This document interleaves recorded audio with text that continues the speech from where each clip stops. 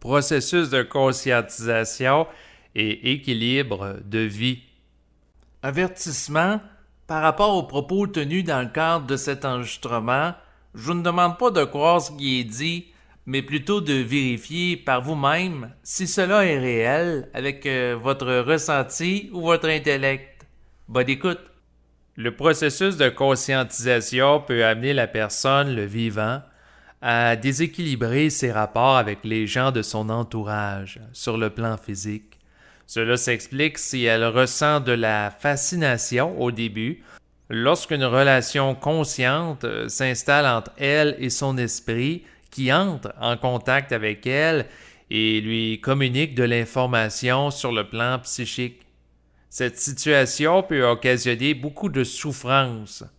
Par conséquent, il peut s'avérer pertinent que l'individu qui se conscientise soit avisé en début de processus de fusion de son âme avec l'esprit de l'impact néfaste que peut avoir le contact avec l'esprit sur sa vie afin qu'il ne déséquilibre pas toute son existence à cause de lui.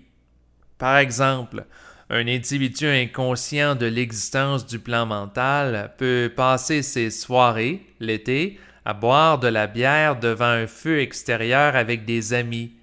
Il a une conscience matérialiste et il ne s'intéresse pas du tout à la conscience supramentale.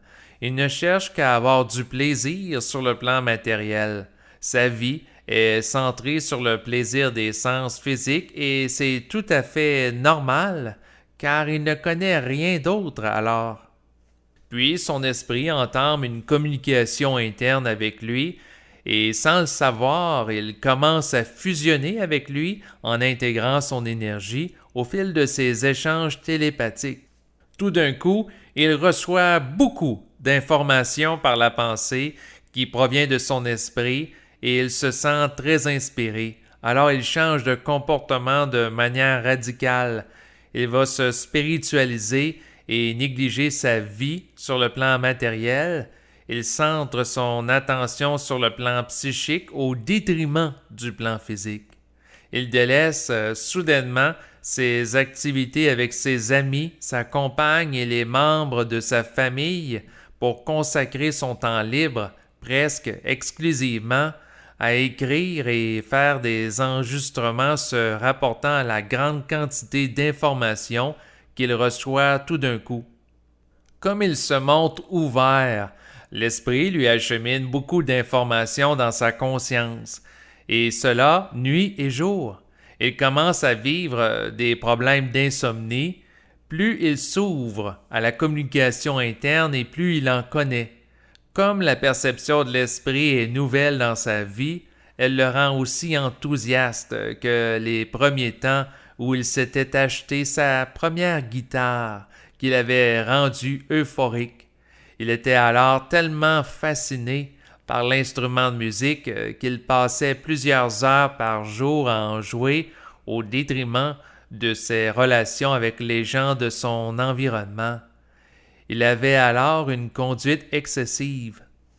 Comme il constate qu'il reçoit plein d'informations venant de l'esprit, à la différence de ses amis, qui ne vivent pas ce phénomène de communication intérieure, il se croit automatiquement mandaté par l'esprit pour éveiller les consciences des gens sur Terre.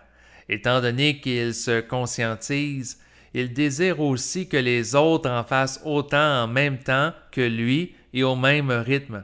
Le fait d'avoir accès à des informations que les autres n'ont pas nourrit en lui un orgueil qui l'amène à se croire plus intelligent qu'eux et à s'imaginer qu'il doit jouer au sauveur avec ces derniers et prendre en charge leur évolution de conscience. En fonction des informations qu'il reçoit de l'esprit, il se met à confronter des gens de son environnement qui ne l'ont pas demandé en croyant faire le bien en vue de les aider à évoluer. Par contre, cela crée des conflits parce qu'il manque de diplomatie dans son approche et qu'il ne réalise pas que certains d'entre eux n'ont pas la capacité psychique d'absorber du matériel hautement vibratoire. Donc, il cherche à enseigner des choses à des gens qui n'ont pas la capacité de les comprendre parce qu'ils ne vivent pas la fusion avec l'esprit et ne disposent pas de conscience vibratoire.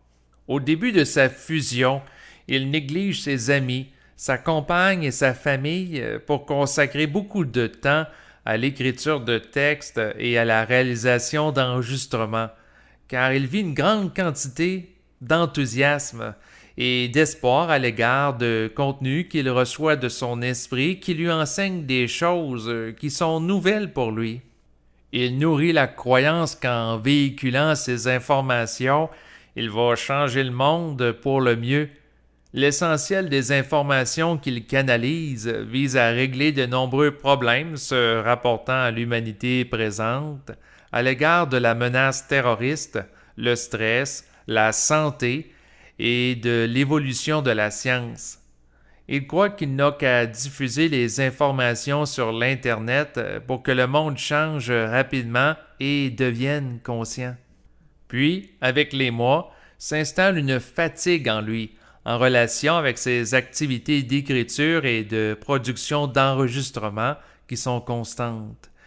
Il réalise qu'elle lui gruge beaucoup d'énergie et qu'elle ne lui donne peu ou pas de retour en proportion des énergies qu'il investit à les effectuer. Il vit une désillusion se rapportant à l'impact de ses activités qu'il idéalisait au début. Il réalise que ces documents n'intéressent peu de gens. Il constate que ce n'est pas parce que quelque chose lui apparaît comme étant simple qu'elle s'avère aussi évidente pour les autres. Il prend conscience aussi que beaucoup de personnes qui vivent un processus de conscientisation ont souffert d'un grand enthousiasme au début à l'égard de leurs activités s'y rapportant comme lui.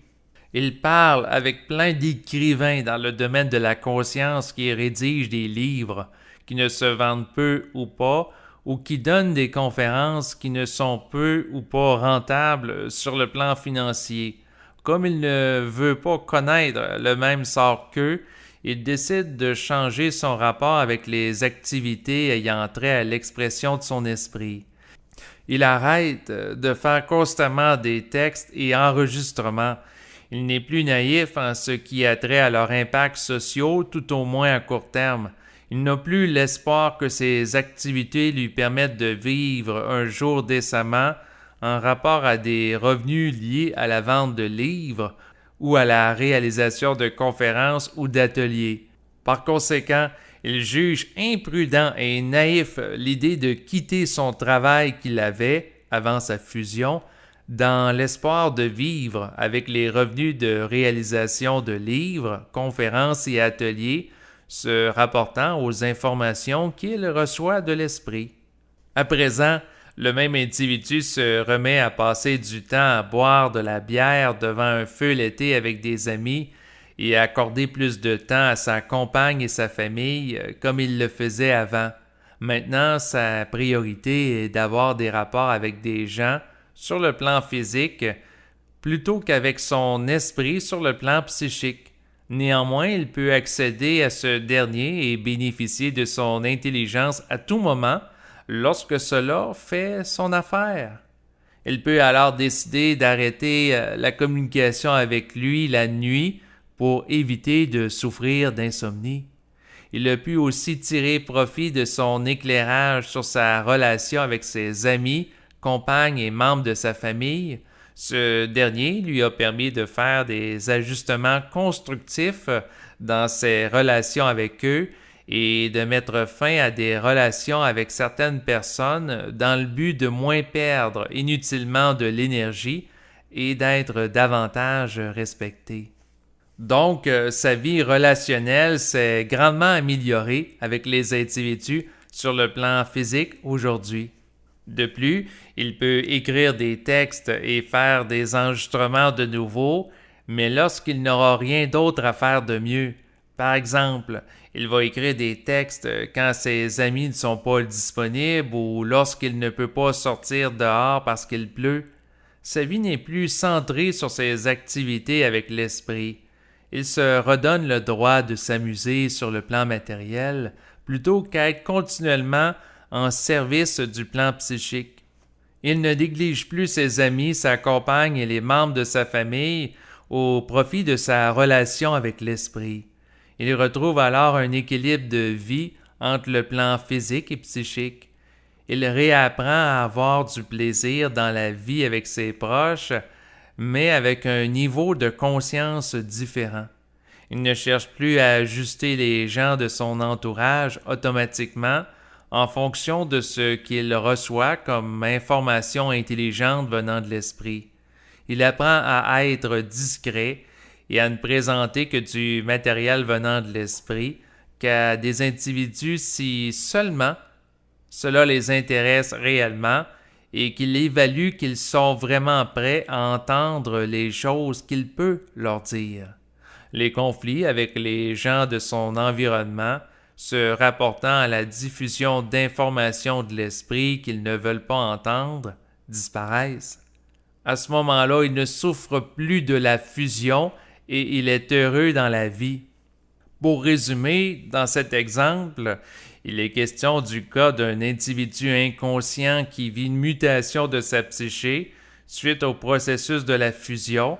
Lorsqu'il s'avère inconscient, il vit seulement en fonction du plan matériel qu'il fascine.